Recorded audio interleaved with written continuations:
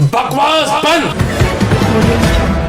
बात करूंगा मैं शाइस्ता परवीन की और सद्दाम की, जो कि अशरफ का साला है और अब दुबई पहुंच गया है, ऐसी खबरें हैं। लेकिन सबसे पहले मैं बात करूंगा शाइस्ता परवीन की।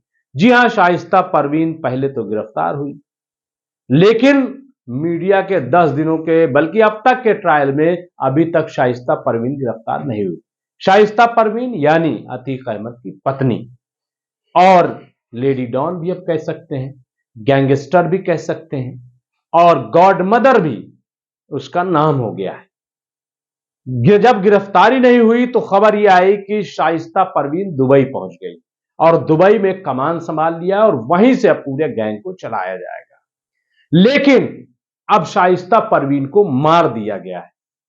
हमारा जो मीडिया है, मैं अब ये नहीं कहूंगा गोदी मीडिया, लेकिन उसमें से एक सेक्शन ने यह खबर चलाई है कि शाइस्ता परवीन का मर्डर हो गया है और मर्डर जो है वो अतीक अहमद के ऑफिस में हुआ है। खुल करके नहीं कहा गया, हाइफन और क्वेश्चन मार्क लगा करके ये एक थंबनेल बनाया गया है कि शाइस्ता परवीन का मर्डर हो गया है, क्योंकि जो अतीक अहमद का ऑफिस है वहां से कुछ खून के धब्बे मिले, एक चाकू मिला है, 72 लाख रुपए कैश मिले हैं ऐसा कहा जा रहा है और इसके साथ ही साथ वहां 10-11 असलहे मिले हैं और 100-110 के करीब वहां पे कारतूस मिली। ये सब कुछ जो है वो अतीक अहमद के ऑफिस में मिला है और सबसे ज्यादा जो सनसनीखेज मामला है वो ये कि वहां पे एक औरत का लिबास मिला है जो खून में सना हुआ है और वहां धब्बे मिले हैं और इसी वजह से हमारा मीडिया ये कह रहा है कि अब शाइस्ता परवीन का भी मर्डर हो गया है, उनका भी शायद ये जो खून के धब्बे दिखाई दे रहे हैं कपड़े के, ये उसी के हों। लेकिन सवाल ये है कि क्या वाकई ऐसा हो गया?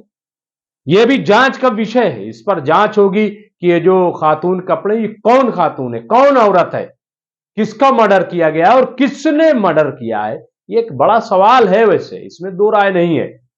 इसके साथ ही इलाहाबाद में अभी प्रयागराज में जिस तरीके से डिप्टी सीएमओ ने पंखे में लटक कर खुदकुशी कर ली है, वो भी अपने आप में एक बड़ा सवाल बन गया है कि आखिर डिप्टी सीएमओ ने खुदकुशी क्यों की है।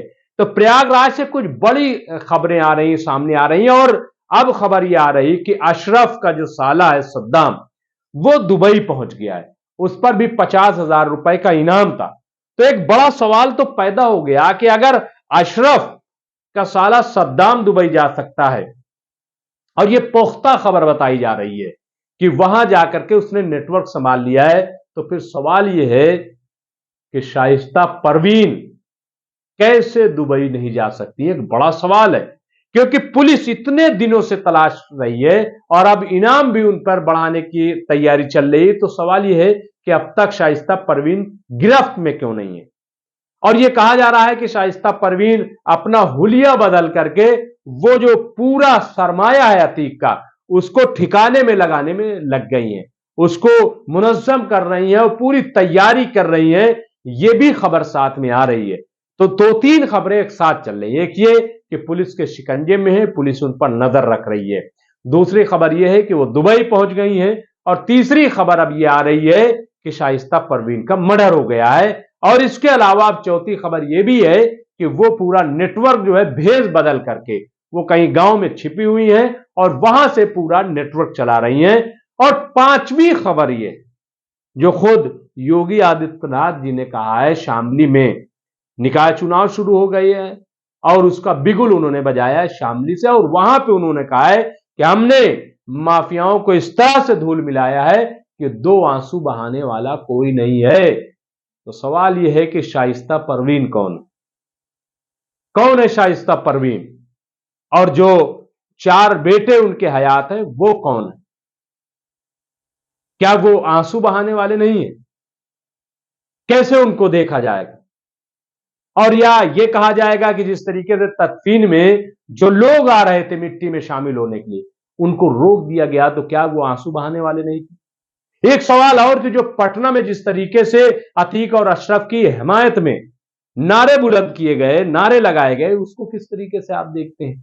और मैं बात करूं कि विपक्ष को आप कैसे देखते हैं कि जो विपक्ष ने सवाल उठाए, उन्होंने माफिया के लिए सवाल नहीं उठाया, उन्होंने ये कहा कि अतीक का जनाजा नहीं उठाए, बल्कि कानून का, लॉ का, आइन का जनाजा उठ रहा है।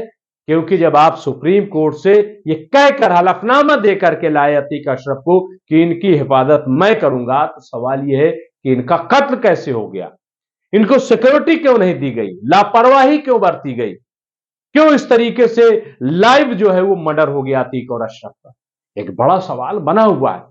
लेकिन चूंकि चुनाव है, वोट चाहिए, पोलराइजेशन होना चाहिए, और निकाय चुनाव मैंने तो कभी नहीं देखा कि इतना इंपॉर्टेंट हो जाए, बलदियाती चुनाव, लेकिन हो गया है। क्योंकि इसके बाद 2024 का चुनाव है और उत्तर प्रदेश की जमीन वो है जहां से दिल्ली का रास्ता जाता है, उत्तर प्रदेश से होकर दिल्ली का रास्ता जाता है। एक बात और मेरे हैरत में समझ में नहीं आती कि जब 2022 के असेंबली चुनाव में, विधानसभा चुनाव में इतनी बड़ी कामयाबी भाजपा ने हासिल की, योगी जी ने हासिल की, तो फिर इतना खौफ क्यों? इसके साथ ही अयोध्या में भव्य राम मंदिर बन रहा है, इसके साथ ही मथुरा और काशी भी उठाया जा रहा है, फिर इतना डर क्यों है? क्यों ऐसा लग रहा है कि इसके बावजूद पोलराइजेशन की सियासत की जाए? क्या अब भी कुछ बाकी है? ये डर क्यों है? डर दरअसल यह है कि विकास नहीं हो पा रहा है। डर यह है कि जो महिला पहलवान है वो सवाल उठा रहे हैं। डर यह है कि नौजवान कह रहा है रोजगार का। डर दरअसल यह है कि किसान कह रहा है जो हमसे वायदे किए गए थे वो पूरे नहीं किए गए। यह सारा डर है। और महंगाई जो है वो डायन पूरी तरीके से निकल आई है। कांग्रेस के दौर में तो शायद महंगाई डायन कुछ रहम भी कर रही थी, लेकिन इस वक्त जो महंगाई डायन है वो तो सबको कुचले दे रही है, चाहे वो राम भक्त हो, अंध भक्त हो, वो रहमान हो, रहीम हो, अर्जुन हो, करण हो, कोई भी हो, ये महंगाई डायन सब पे हमलावर है, सब पे हमला कर रही है। तो इसलिए परेशान होना लाजमी है, क्योंकि झूठ जो है वो बहुत देर तक नहीं चलता है और कागज की कश्ती बहुत दूर तक नहीं जाती है।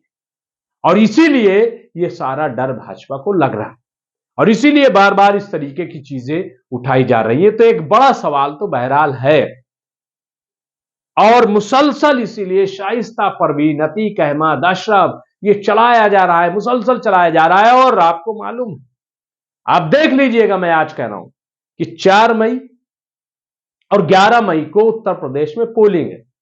इसके बाद ना आपको अतीक नजर आएंगे, ना अशरफ नजर आएंगे, ना शाइस्ता परवीन नजर आएंगे।